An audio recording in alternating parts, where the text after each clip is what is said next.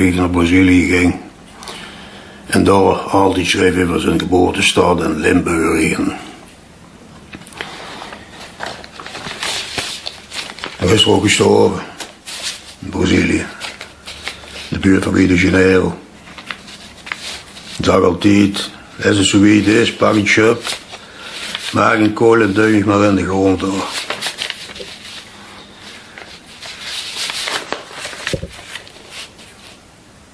Antonius van Padua. Dat heeft hij geschreven in 1974, volgens mij. Nu kunnen ze me zeggen wat je wilt, maar ik hou me bij de heilige Antonius. En ik meen het is zo gek als bij de slachter. Vaste klanten worden altijd eerst en de beste bediend.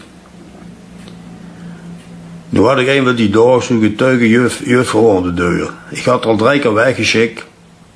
Verdomme, maar dit keer leed ik het ook binnen. Ik bewonder de moord van die lui ergens wel. Als ze me gaat te vertellen, tenminste. Nu zag ze het beestje van de heilige Antonius op de show staan. En ze zag me de lelijk gezicht trekkend. Dat is toch afgoderij. Dan moet ik zeggen, dan wordt het toch echt giftig. Niet zo zeer vanwege de heilige Antonius, maar meer vanwege mijn pa. De heilige Antonius. Twijn, zeggen ze in mijn streek. Gewoonlijk. En daarom heb ik nog een grote waardering voor die heilige. Het is alsof ik mijn pa naar hem zijn. Ze keek me gewoon en zag beelden afgoderij. Ja, ze sloot mijn neus uit.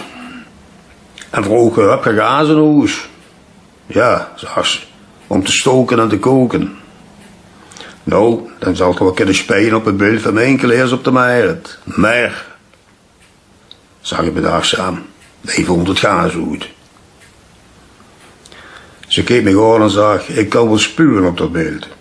Maar niet omdat hij het gas uitgevonden heeft, maar vanwege die zwarte rok die hij aan heeft. Hij staat er verwijfd. Trouwens, hij was trouwens geen pater of zoiets. Nou, wat de lessen betrof had ze natuurlijk gelijk. Hij was een soort klerk. Aan de kerk verbonden. Lui, ik ben geboren en getogen in de Onze Lieve Vrouw parochie. En ik heb een goed respect voor al die goede figuren die uit die buurt voortkomen. Menkeleers, Piet de B, Piet de Bukken en de enkele Goorveldelijke woonden daar. Menkeleers, dat woonden in de Heerstraat en dat is nu de Menkelenstraat, zag ik tegen hem.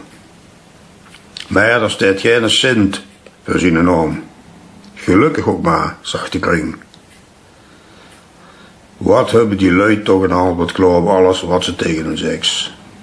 En weten ze niks mee, dan is het een heilige geest in spreek. Ik gaf nog een tas koffie en ze drukte me een pamfletje in de hand hoe de ark van Noah op stond. Mijn beste lui, ik begin te twijfelen aan mijn zaligheid. Toen dat tijd hadden zich enkel een klein groepje lui met een hele hoop beesten. En ik vroeg me af, hoe zal het in de toekomst zijn?